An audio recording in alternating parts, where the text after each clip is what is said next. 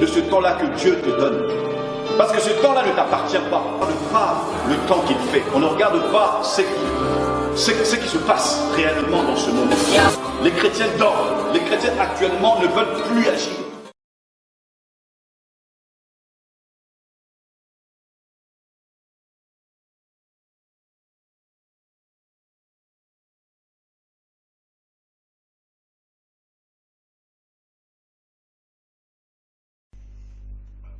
Alors, nous sommes dans notre école de la prière, dans laquelle nous avons deux phases. Phase enseignement, et à partir de l'enseignement, nous entamons quelques points de prière. Et nous avons dit, chaque lundi, nous allons avoir notre école de prière, et c'est dans cette rubrique que nous allons désormais aborder les questions liées à la prière, sans exception aucune. Et j'ai préféré inaugurer cette rubrique avec les 4 lois de la sacralité du Christ d'après l'ange Michael. Parce que l'ange Michael étant le chef de l'armée céleste, il est bien placé pour nous introduire dans l'affaire de la prière. Car celui qui dit prière dit forcément, obligatoirement combat spirituel. Alors, avant d'entrer dans les 4 lois de la sacralité du Christ d'après l'ange Michael, j'ai trouvé bon de commencer par un préambule qui nous amène à comprendre la profondeur de manière succincte de ce que nous appelons par sacralité d'abord. Ces préambules vont nous permettre de mieux comprendre les 4 lois, car là, nous n'allons plus revenir sur la sacralité, parce que chacun aurait déjà compris, et nous allons simplement énumérer les différentes lois, les 4 lois. Voilà, et nous avons dit, en guise de rappel, que lorsque nous parlons de la sacralité, ce terme nous renvoie à 2 logiques.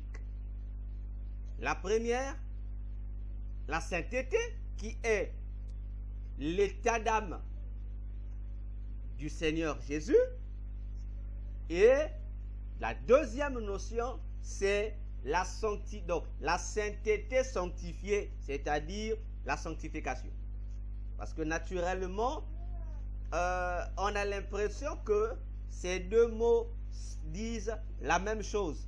Quoique ces mots soient synonymes, attention, synonyme ne veut pas forcément dire que les 2 choses ont les mêmes réalités. Non, ils peuvent avoir les mêmes réalités au niveau seulement de l'apparence. Mais au fond, les 2 expriment 2 choses différentes. Donc, sainteté ne veut pas dire sanctification. Non. Sainteté, c'est l'état sans péché, et sanctification, c'est autre chose. Mais toujours dans le domaine de la sainteté.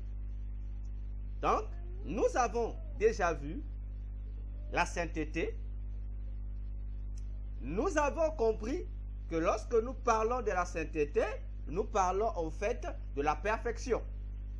Et dans notre deuxième séance, je crois, nous avons vu qu'il y avait un salaire.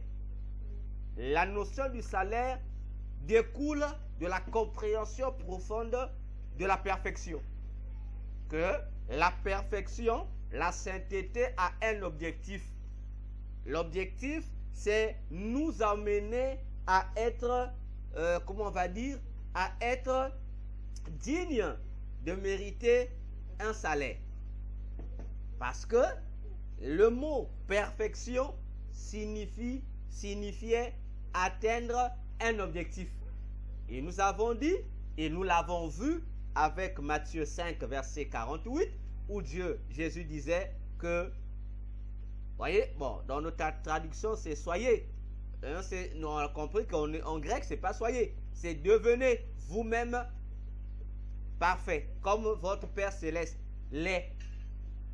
Voyez-vous? Mais dans nos Bibles, on a vu que le mot vous-même n'a pas été traduit. Voyez, traduit, et on a compris la réalité de la perfection. Et nous avons aussi vu le salaire de la perfection ou de la sainteté. On a vu son salaire, c'était la vie éternelle. Et aujourd'hui, nous abordons le troisième élément qui est la sacralité elle-même, c'est-à-dire l'autre facette de la sainteté. C'est ce que nous allons aborder aujourd'hui, et par la suite, nous allons entamer nos points de prière. Alors, je rappelle que cette vision sur les 4 lois de la sacralité du Christ par l'ange Michael, je l'ai reçue le 1er septembre 2023 vers 3 heures du matin. Et je crois que c'était l'année 2024. Par curiosité, j'étais en train de feuilleter ma documentation, voir ma liste où j'ai écrit mes visions, certaines expériences. Et en les revoyant, mon attention a été captée sur les dates. Et j'ai compris que la plupart des visions, des expériences, des révélations que je reçois de Christ se trouvent dans les mêmes dates. La plupart, ça revient dans les mêmes dates, les mêmes périodes. Je me suis dit, tiens, c'est un élément auquel je ne faisais pas attention. Voyez-vous? Bon, on en parlera en profondeur un jour, peut-être dans le col de la prière. Et j'ai compris le pourquoi. J'ai compris le pourquoi. Alors, sacralité égale à sanctification. C'est là que nous sommes. Alors, le terme sacralité ou sanctification, en hébreu, c'est Kodesh, avec K. Kodesh, avec K-O-D-E-S-H. Kodesh. Alors, contrairement à la sainteté, qui est le fait d'être sans péché, la sanctification, par contre, c'est un état lié à une fonction. La sanctification, lorsqu'on parle d'elle, elle fait intervenir une notion toute particulière, celle d'une fonction. Et lorsque nous parlons de la fonction, nous voyons un travail, c'est-à-dire une mission à accomplir. Parce que pour être sanctifié, il faut avoir été choisi pour accomplir une mission particulière. Voilà ce que veut dire sanctification. C'est mettre à part quelque chose ou quelqu'un. Donc c'est une mise à part. Voyez-vous, c'est une mise à part. En d'autres termes, c'est une opération qui consiste pour Dieu de soustraire quelqu'un ou quelque chose de l'ordinaire pour faire de cette chose ou de cette personne un élément extraordinaire spécifique. Voilà ce que c'est la sanctification. Quoique, deux fois et le plus souvent, dans nos langages, nous les confondons les deux. Bon, ça se comprend. On les confond les deux. Mais en réalité, les deux notions, sainteté, sanctification, ne parlent pas de la même réalité. C'est deux voies qui conduisent à deux finalités différentes. Mais les deux sont parfois liés, mais pas forcément. Les deux sont parfois liés parce que pour que tu puisses être mis à part, il faut que tu sois d'abord saint. Voyons-nous? Donc, c'est important de parler de la sanctification.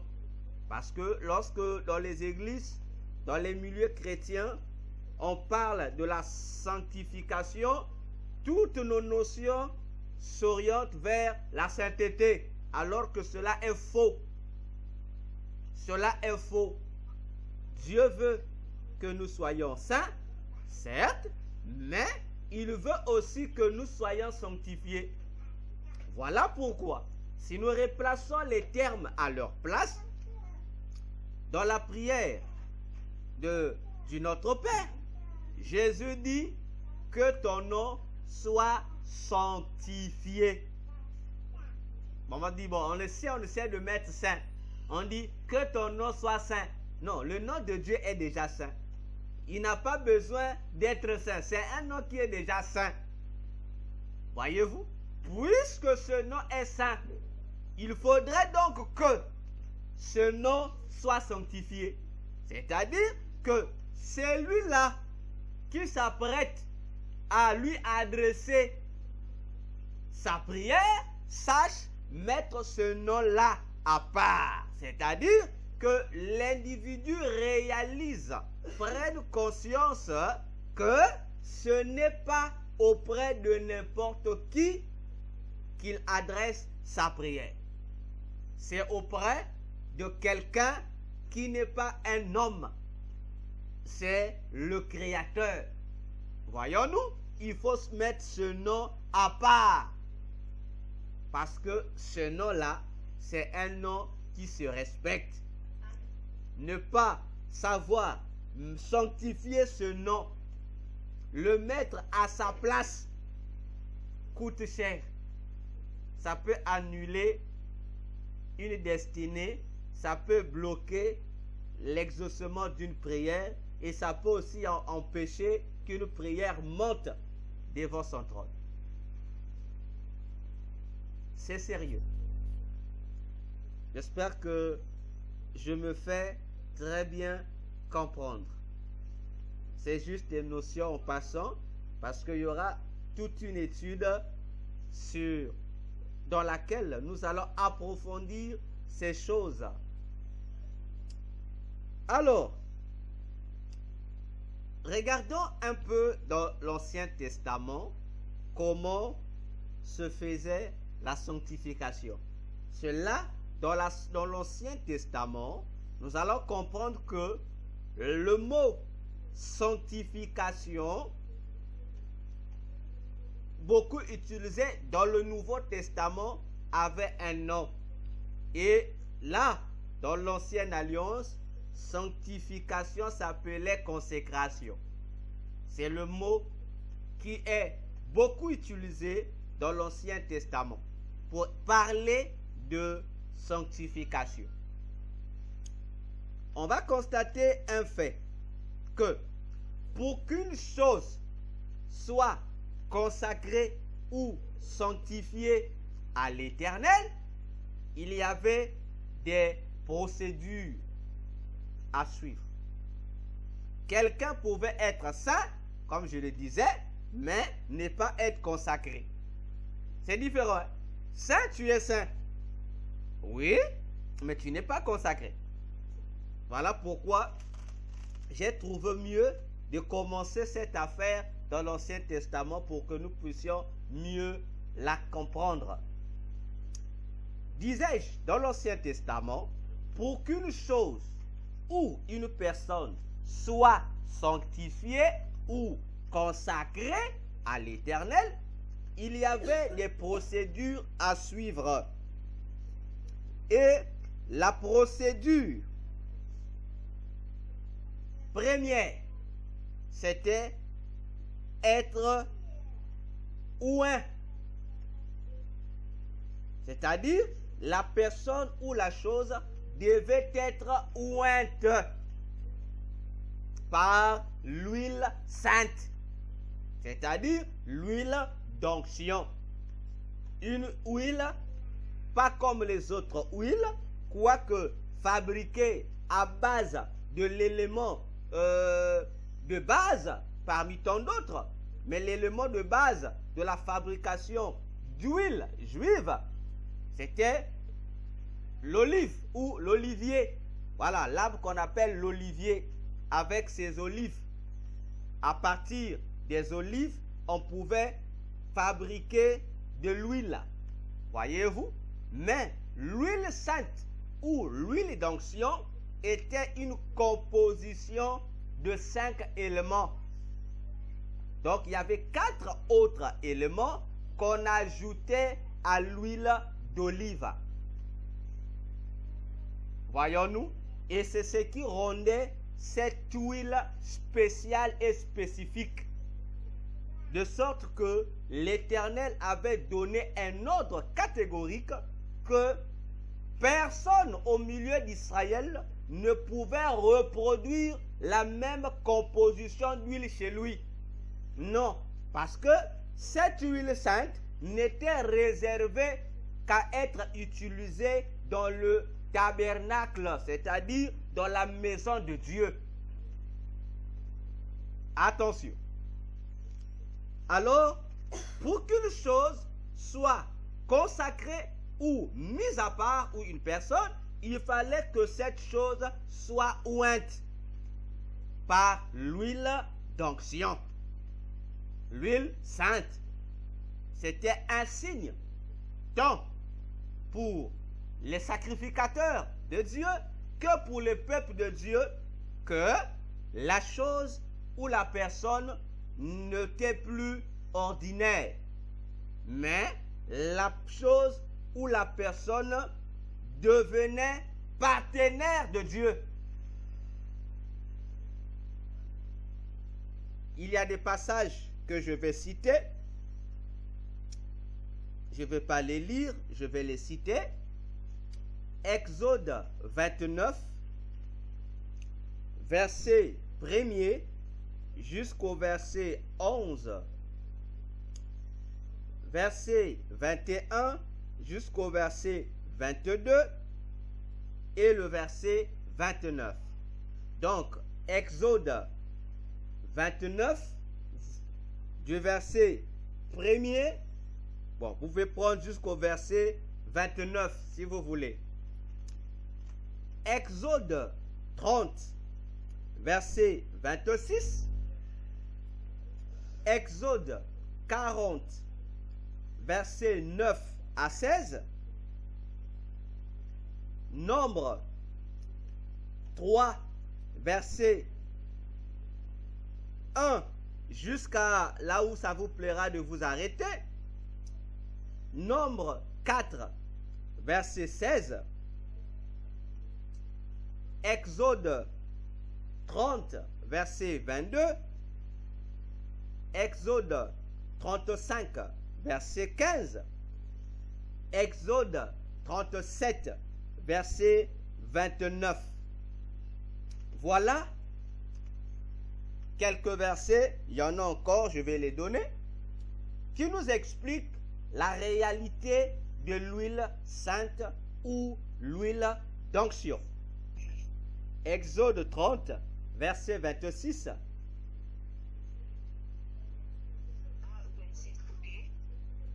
Exode 40, verset 9 à 16.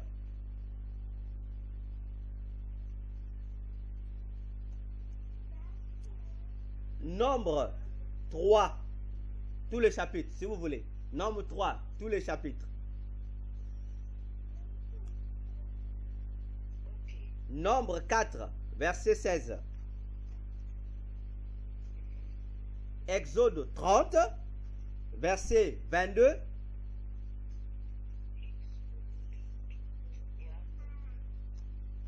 Verset 22. Exode 35, verset 15. Exode 37, verset 29. D'accord. Donc, ces versets nous présentent les réalités de l'huile d'onction utilisée dans le temple par les sacrificateurs pour consacrer quelque chose à Dieu. Tous ces versets-là nous parlent de la genèse même de l'huile d'onction. Ça commence ici dans l'ordre que Dieu donna à partir d'Exode 25 jusqu'en bas en ce qui concerne les éléments ou les outils du tabernacle. Bien, cette huile d'onction n'était rien d'autre qu'une prophétie du Saint-Esprit. Donc l'huile d'onction de l'ancienne alliance n'était qu'une prophétie du Saint-Esprit que nous connaissons aujourd'hui. On a une preuve dans la Bible, d'abord même dans l'Ancien Testament et dans le Nouveau Testament, qui nous le dit.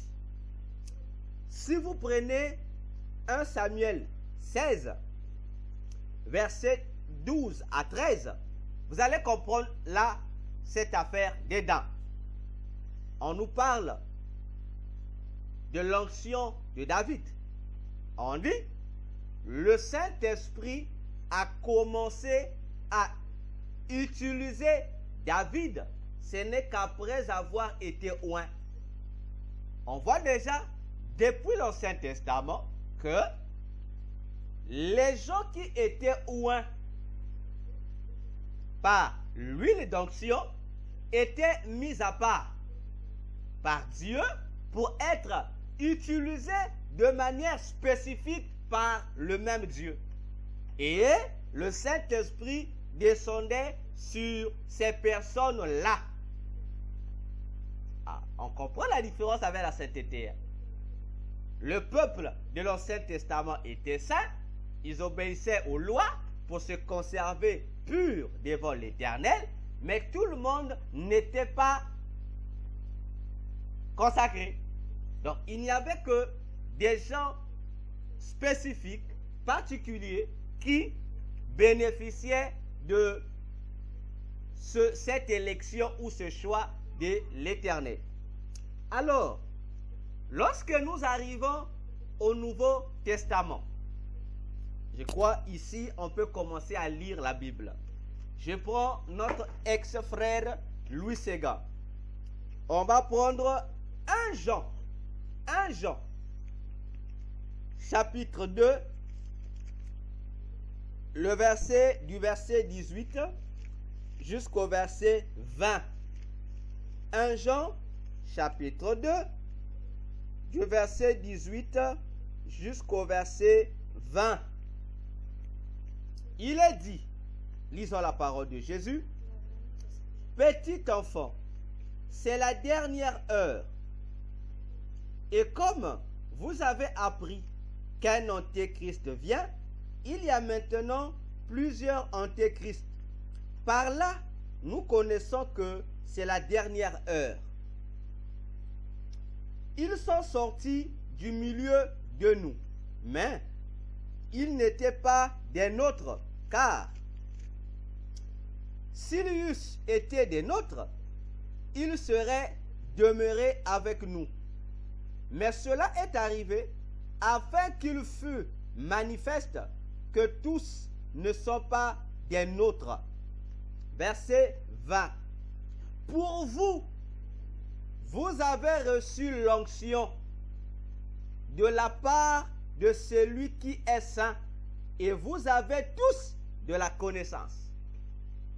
Ça commence ici. Je répète que vous, les petits enfants, vous avez reçu l'onction. On prend encore le verset 27 et jusqu'au verset 29 du même chapitre. Jean continue, il dit, verset 27. Pour vous, prenons le verset 26 pour que nous soyons dans la logique. Verset 26. Je vous écris ces choses au sujet de ceux qui vous égarent. Point. Verset 27. Pour vous, l'onction que vous avez reçue de lui, c'est-à-dire de Christ, demeure en vous, et vous n'avez pas besoin qu'on vous enseigne. Mais comme son onction vous enseigne toutes choses, et qu'elle est véritable, et qu'elle n'est point un mensonge, demeurez en lui selon les enseignements qu'elle vous a donnés. Voyons-nous?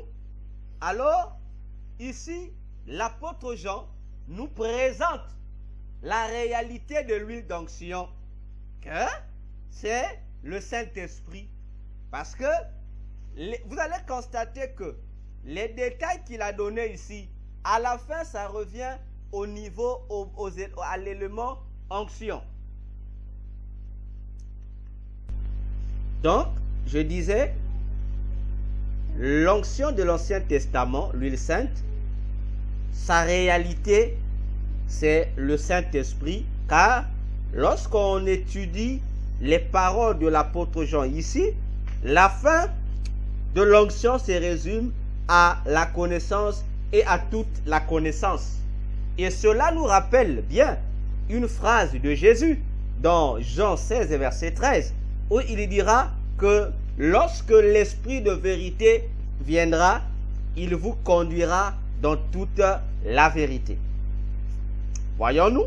Donc, ce qui permettait aux choses ou aux personnes d'être consacrées à l'Éternel, c'était rien d'autre que l'Esprit de Dieu. Et on comprend pourquoi. Parce que Éphésiens 4:30 dit que le Saint-Esprit est le sceau de Dieu sur une personne. On réalise que le fait, dans l'Ancien Testament, d'avoir l'onction montrait qu'une personne avait été marquée du sceau de Dieu pour une œuvre spéciale, une œuvre spécifique qui sortait de l'ordinaire. Parce que sur le plan ordinaire, il y avait plusieurs œuvres réservées à tout le monde, aux gens saints. Mais lorsqu'il était question d'onction, là, le saint était ressoustrait des saints pour être particulier. Voyons-nous? Ça, c'est le premier élément de la procédure pour que la personne soit, ou une chose soit sanctifiée ou consacrée à l'Éternel. L'huile d'onction. J'ouvre la parenthèse pour ne pas qu'une question revienne. Aujourd'hui, nous avons des églises qui ont refusé d'entrer dans le Nouveau Testament pour rester dans l'Ancien Testament avec cette affaire d'huile d'onction. À tel point que il y a même des églises qui se sont surnommées églises de l'huile, c'est-à-dire église de l'huile d'onction. Chez eux, tout se fait à base de l'huile que eux ils appellent l'huile d'onction, ce qui est une grave erreur, un mensonge populaire. Parce que s'il nous faut reproduire l'huile sainte de l'Ancien Testament, il faudrait que nous respections les 5 éléments. Voyez-vous, il faut que les 5 éléments soient respectés. Pour dire que nous avons ici une huile d'onction à l'image de l'Ancien Testament. Or, l'huile d'onction que nous utilisons, c'est la réalité de l'Ancien Testament, mais qui n'a rien à voir avec la composition telle que ça se faisait physiquement avec l'Ancien Testament. Et aujourd'hui, nous, sachant que l'huile d'onction c'est le Saint-Esprit, nous pouvons à notre tour consacrer les choses, consacrer notre propre huile comme étant sainte en vertu de ce que nous voulons en faire avec. Qu'on ne nous condamne pas à utiliser spécifiquement tel type d'huile, tel type d'huile. Non. Parce qu'aujourd'hui même, il y a des églises qui obligent que l'huile sainte, ça doit seulement être l'huile d'olive. Sous prétexte que c'était l'huile d'olive qu'on utilisait. Non. L'huile d'olive était un élément. Aujourd'hui, quelqu'un s'il a besoin de l'huile sainte, qu'il veut garder chez lui à la maison, il n'a qu'à y prendre n'importe laquelle d'huile. Il te suffit de prier sur cette huile. Ce n'est pas l'huile qui est sainte, mais c'est toi qui vas rendre cette huile-là sainte. C'est-à-dire, ça deviendra une huile consacrée pour quelque chose donné. Voyons-nous? Donc, c'est important de comprendre ces choses, car aujourd'hui, il y a des églises, s'il n'y a pas l'huile d'olive, on ne peut pas prier pour quelqu'un. Il faut seulement l'huile d'olive, alors que les autres huiles végétales existent. Même l'huile de fraise, c'est une huile.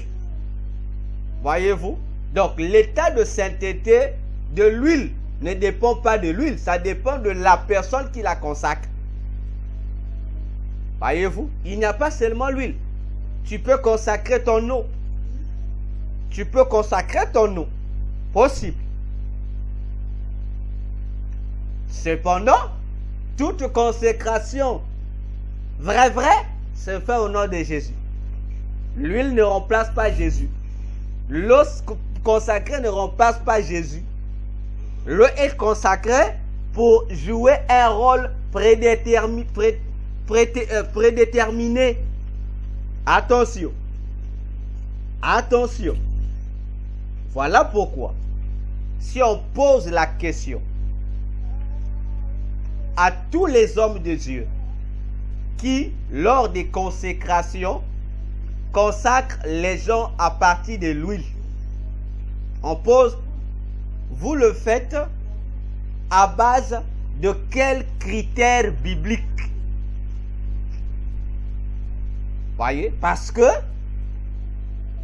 Jésus n'a pas été oint avec l'huile d'onction, tel que nous connaissons. Non, il a été oint par le Saint-Esprit. Dans toute la Bible, il n'y a personne pour être serviteur de Dieu. Lorsqu'on regarde l'histoire de l'Église, personne, aucun apôtre, aucun, ni parmi ceux qui ont travaillé dans l'œuvre missionnaire au 1er siècle, aucun n'a été consacré à son ministère en employant l'huile que nous utilisons aujourd'hui dans les églises. Non, ça n'existe pas. Quelqu'un qui recevait Jésus, automatiquement, l'Esprit descendait. Si la personne recevait Jésus de manière bizarre ou frauduleuse, l'Esprit ne descendait pas. À ce moment, il fallait faire comprendre à la personne la bonne manière de recevoir Jésus et prier pour la personne pour demander que le Saint-Esprit descende sur la personne. Voyons-nous? Et lorsqu'on interroge les hommes de Dieu que nous sommes, mais pourquoi continuez-vous à consacrer les humains tel que ça se faisait dans l'Ancien Testament. On dit c'est l'Ancien Testament, mais il y a confusion totale. Voyez-vous, j'aurais préféré qu'on nous dise, c'est vrai que le Saint-Esprit, l'onction c'est le Saint-Esprit, mais nous utilisons l'huile d'onction, entre guillemets, pour symboliser au fait cette action, cette consécration. Donc pour nous, c'est juste un symbolisme qu'on veut utiliser. Là, on est d'accord. Un symbolisme, on est d'accord. Mais lorsqu'on dit non, on veut refaire ce là-bas, c'est une grave erreur. C'est une grave erreur. Voyons-nous. Donc, attention avec ces affaires d'huile. Attention. Vraiment, attention. Parce que dans la Bible, là où on a utilisé l'huile, couramment appelée l'huile des malades, Jésus l'a utilisé, les apôtres l'ont utilisé. Mais attention, l'huile des malades n'a rien à voir avec l'huile d'onction. Attention, l'huile des malades n'a rien à voir avec l'huile d'onction. Attention, parce que depuis l'Ancien Testament, il y avait des maladies qui, pour être guéries, on utilisait l'huile. D'ailleurs, dans toute l'Antiquité, a des vertus thérapeutiques. Et on comprend pourquoi, pour les malades, on l'utilisait. Pour plusieurs cas, mais dans le domaine médical, hein, on va dire comme ça, médical ou médicinal. C'est normal. Voyez-vous, Jésus l'a utilisé, cette huile-là, mais qui n'a rien à voir avec l'huile d'onction. Jésus l'a utilisé. Lorsqu'il priait pour certains cas de maladie, il les soignait d'huile. Et Jacques, dans Jacques 5, nous rappelle ça aussi. C'est lui qui est malade, qui va voir les anciens. Quand on applique l'huile, on prie pour lui. Voilà, c'est parce que l'huile là, c'est un médicament. Donc, c'est lui qui utilise l'huile consacrée. C'est-à-dire, tu portes l'huile naturelle, on prie pour cette huile, on donne aux malades ou on applique aux malades. C'est pour renforcer les vertus thérapeutiques physiques de cette huile. Qu'elle soit accompagnée aussi d'une vertu spirituelle au cas où la maladie serait soit mystique ou naturellement terrible. Voyez-vous, c'est la même chose que nous faisons lorsqu'on prie pour les médicaments. C'est la même chose. Voyez-vous, donc, pas de confusion. Les deux huiles sont différentes. D'ailleurs, dans la parabole de... Comment on l'appelle même? Du bon samaritain. Vous constaterez que le bon samaritain a utilisé l'huile pour comme remède contre les blessures reçues par cet homme-là. Voyez-vous? Donc c'est un fait naturel. Ce n'est pas magique. C'est naturel. Voyez-vous? Donc, on ferme la parenthèse. Deuxième élément qu'on utilisait pour consacrer à Dieu, il y avait, bon ça c'est plus lorsqu'il était question des offrandes et des sacrifices. Là on utilise, bon, des offrandes et des sacrifices, oui, on utilisait, on avait, non, les offrandes, les sacrifices et les objets, on va les séparer comme ça. Donc lorsque je parle des offrandes, il y avait des offrandes qui étaient apportées au temple, qui étaient demandées. Les gens apportaient, mais cette offrande, pour être agréable, il y avait des procédures. Donc les offrandes ou les sacrifices, c'est-à-dire des animaux qu'il fallait consumer, il y avait aussi une procédure. Et le deuxième élément qu'on pouvait utiliser pour les objets, c'était le sang. À partir du sang, ça permettait aussi à quelque chose d'être consacré à l'Éternel, à partir du sang. On utilisait le sang, en fait, le sang des animaux, voilà. Moïse, par exemple, lors de la consécration du tabernacle et tous ses ustensiles, il a utilisé l'huile d'onction et il a utilisé aussi le sang. Voyez, on peut voir ça dans Exode 29, versets 36 à 37. On utilisait cela.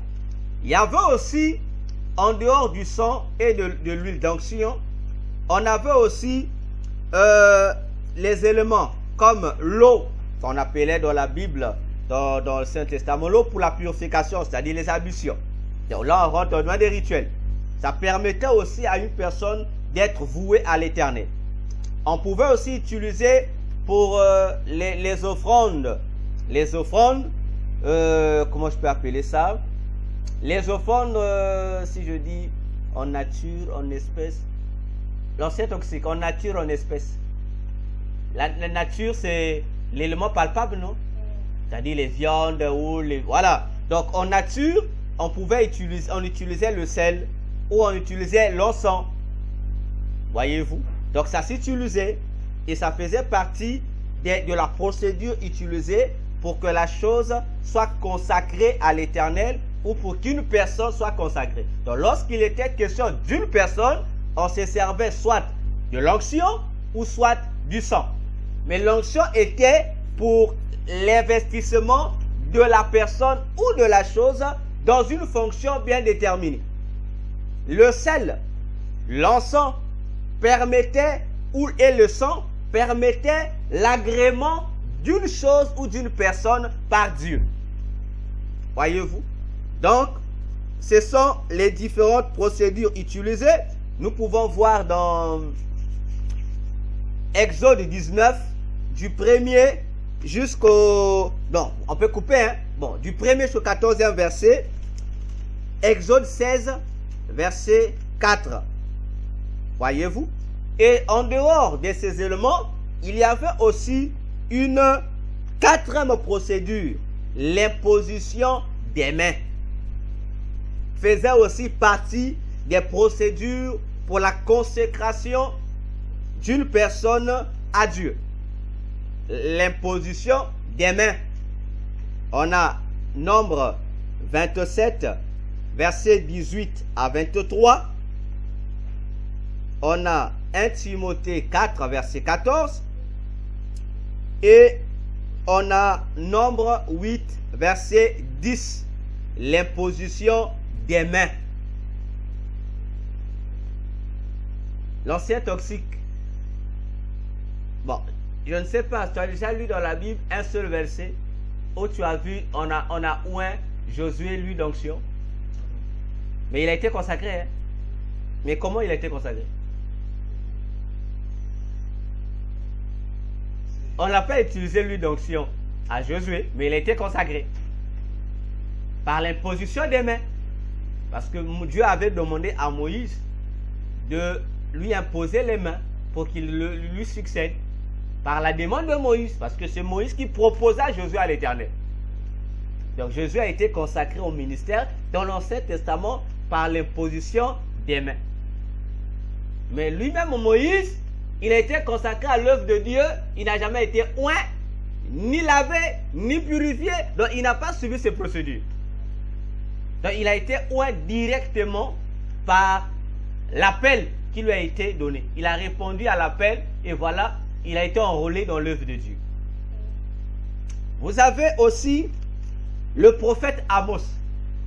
Il est devenu prophète, il n'a pas été oint par lui. Donc, pas été oint. Par la simple appel.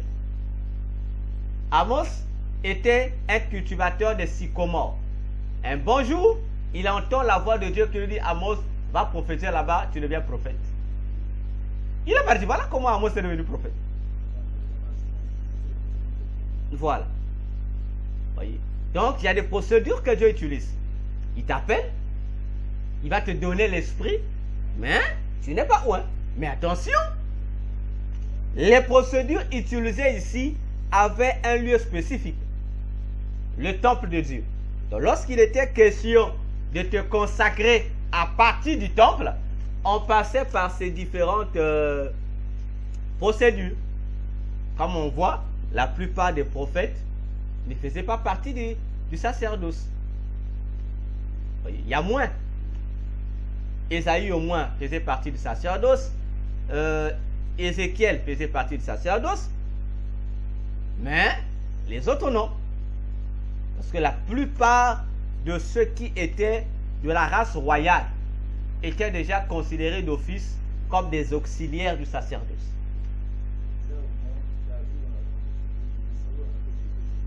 Non, Saoul aussi a utilisé lui.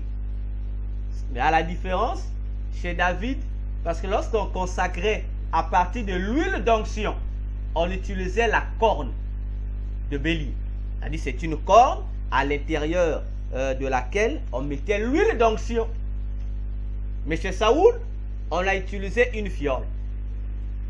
Et si on remarque encore, Saoul a été consacré où? Dans la maison de Samuel. David a été consacré où? Dans la maison de son père. Mais pour Saoul, on a seulement dit tu le consacreras roi. Voyez? Bon, c'est pas l'huile là, Samuel avait eu où? Mais pour David, Dieu dit, tu iras là-bas avec l'huile sainte. Voyez? Parce que dans l'Ancien Testament, les fonctions comme sacrificateur, prophète et roi, on avait besoin, c'est par l'huile d'onction qui provenait du temple ou du tabernacle qu'on consacrait.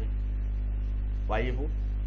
Donc, Saoul déjà, la procédure, on comprend que il a pour lui été oint, mais la procédure n'a pas été, comme on dira avec nos termes humains, logiquement ça. Il fallait seulement qu'on puisse l'oindre comme ça. Donc, ce sont parmi les procédures que Dieu utilise. Et la dernière procédure, c'est la parole. C'est-à-dire l'appel par sa parole. Il t'appelle par sa parole et il te dit, bon, va faire l'œuvre. Tu vois, ouais, il te donne son esprit. Cependant, il y a une spécificité avec les enfants de Lévi. Les enfants de Lévi, c'est-à-dire les Lévites, les descendants d'Aaron.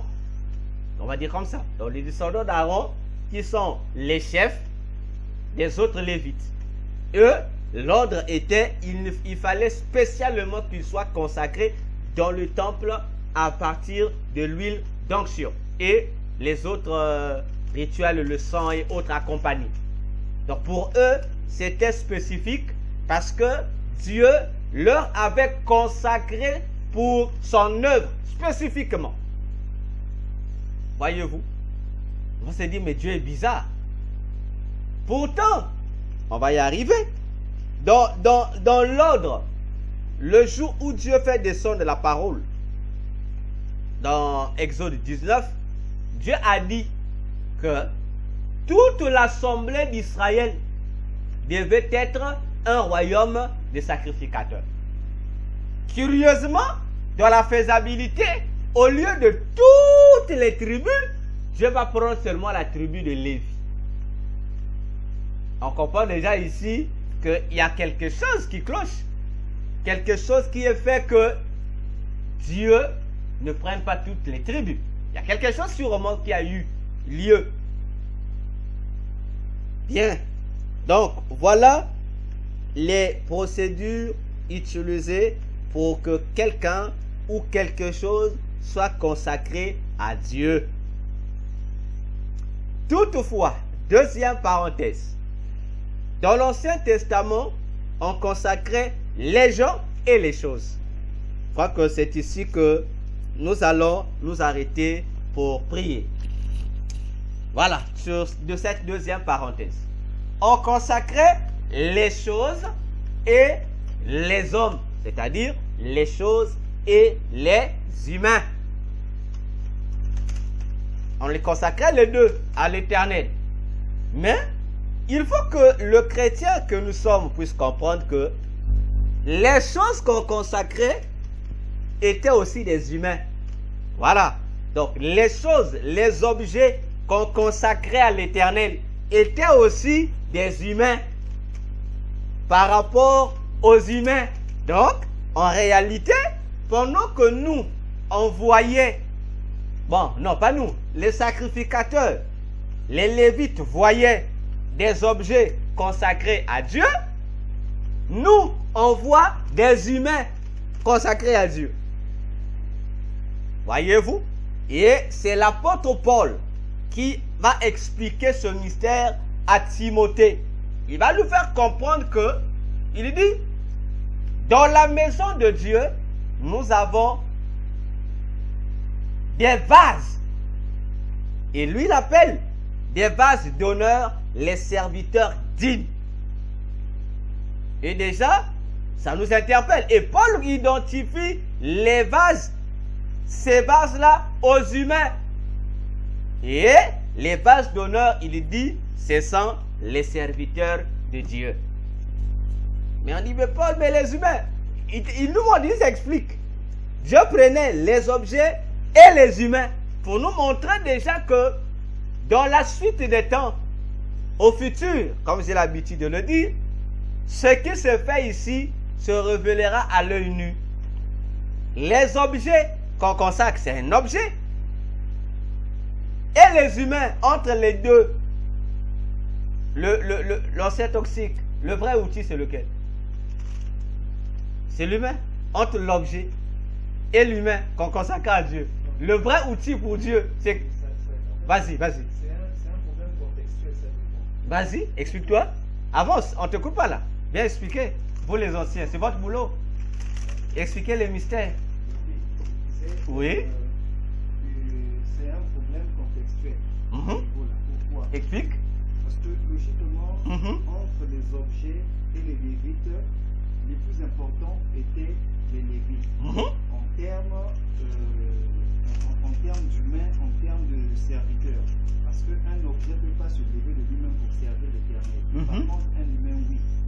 Mais par contre, dans un contexte figuré, entre l'humain et l'objet, le plus important, c'est l'objet. Pourquoi? Parce que Dieu dans sa vision, Dieu dans sa vision, il veut que l'homme atteigne la dimension d'être un objet dans son temps. Parce qu'un objet n'a pas de volonté, sinon que la volonté seulement du maître. Ok. Dieu veut que l'humain devienne un objet dans son temps, que l'humain n'ait plus de volonté, mais que l'humain vive à travers la volonté de Dieu pour que Dieu donne toutes les orientations possibles. On a deux contextes. Maintenant, on dit dans les deux contextes, la pensée de Dieu, la meilleure est où? Entre les deux. L'objet. Ah, exactement. Ouais, l'ancien grandit, hein. L'ancien toxique grandit, hein. Ah, il grandit. Il grandit. Voyez-vous? Effectivement, c'est cela. Non, c'est cela. C'est cela. Ils ont écouté. Les mamans, l'évangéliste, vous avez écouté l'intervention de l'ancien toxique? Oui, on a écouté, docteur. D'accord. Donc, c'est ça. Voilà les merveilles de Dieu. Parce que les Lévites, déjà, comme j'ai dit au départ, Dieu dit c'est toute la nation qui doit être les sacrificateurs. Or, la nation était composée de 12 tribus. Bon, Dieu vous prend que vous un peu. Mais il y a quelque chose qui manque. Il y a quelque chose qui manque. Et dans le temple, les vrais serviteurs, c'était des objets. Parce qu'un objet, comme a dit l'ancien toxique, n'avait pas de volonté. Alors que le sacrificateur avait une volonté. Or, le désir de Dieu, c'est que tu sois l'objet dans sa main. Or, lorsque tu es objet, tu vas là où on t'amène. C'est pourquoi Jésus pouvait dire à Nicodème dans Jean 3, c'est lui qui naît d'eau et d'esprit, il est comme le vent. Il dit, le vent souffle où il veut. Non, on ressent seulement que le vent a soufflé. Mais si on lui dit, à quelle direction? L'autre a dit gauche, l'autre dira droite. Et effectivement, c'est cela. Dans la maison de Dieu, Dieu a besoin des objets, non des humains. Parce que l'humain réfléchit trop. L'humain a trop d'excuses. L'humain a trop de raisons. Mais lorsque tu es objet, Dieu dit, voilà mon objet, fais ceci. Comme a dit l'ancien toxique, on lui pose souvent l'objet, on fait subir à l'objet la mission qu'il doit accomplir. Et l'objet est là, l'objet subit. L'objet ne dit rien. Voyez, et c'est tel que Dieu voudrait que nous chrétiens, nous ses serviteurs, que nous soyons. Parce que nous avons été consacrés. Nous avons été consacrés pour quelque chose. Les Lévites ont été consacrés, on a utilisé le sang et on a utilisé l'huile d'onction. Or, lorsqu'on regarde les objets bénéficiaient du sel. Les objets bénéficiaient de l'huile. Les objets bénéficiaient de toutes les procédures pour montrer qu'ils avaient déjà plus de valeur par rapport aux humains, aux sacrificateurs. Et Jésus, lorsqu'il vient, par exemple, il dira, vous êtes le sel de la terre. Et c'est ce qui est bizarre, encore on s'y intoxique. L'huile d'onction qu'on utilisait pour oindre les rois, les prophètes, les sacrificateurs était différente de l'huile d'onction.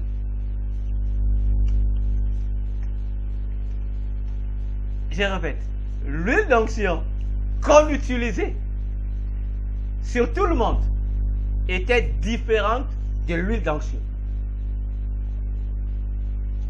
C'est-à-dire, dans tout le sacerdoce de Dieu, y compris les prophètes, y compris les rois. C'est pourquoi la Bible, oui, c'était que lui. Si. Alors pourquoi la Bible l'appelle, dans toute la Bible, lorsque tu vas lire Exode, fait, tous les livres de Moïse, on parle de ça. L'ordre n'a été donné qu'à Aaron, donc au souverain sacrificateur, qui a le droit d'avoir l'onction suprême. Il n'y a que lui. C'est pourquoi de tous les sacrificateurs, en fait, il est sacrificateur aussi, on l'appelait le sacrificateur supérieur. Et on dit, il est l'homme saint de Dieu. On se dit, mais les adorateurs n'étaient pas saints, ils étaient saints.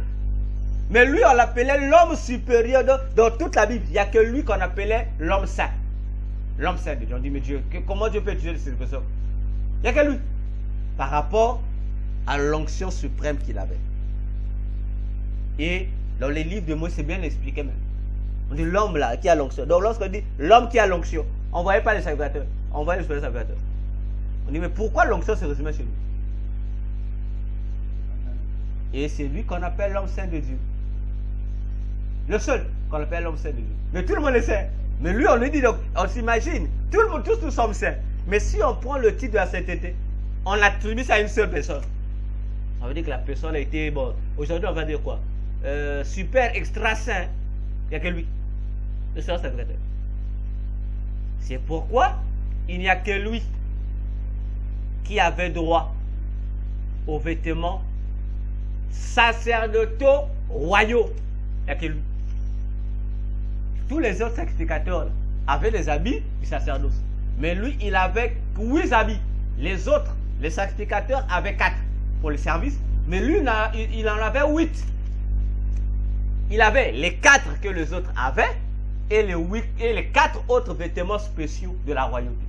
C'est ce qui faisait sa différence avec les autres. Donc, il avait, le souverain sacrificateur avait en lui l'onction du sacerdoce et l'onction de la royauté. Voilà pourquoi il était l'homme le plus important de la nation, c'était lui. Le roi pouvait être là, mais lui, il était l'homme le plus dangereux de la nation. C'est pourquoi encore, sur son front, il y avait le tiare.